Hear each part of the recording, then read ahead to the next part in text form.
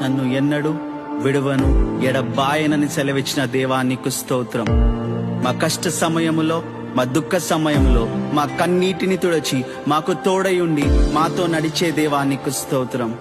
దావీదు మహారాజు ఓడిపోయి ఉన్నప్పుడు తోడుగా ఉన్న దేవుడవు నీవు.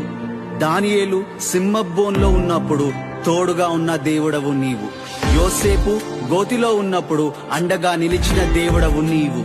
షద్రక్, మేషక్, అబెద్నెగోలను అగ్నిలో వేసినప్పుడు 4వ వ్యక్తి అయి నడిచిన దేవుడవు నీవు.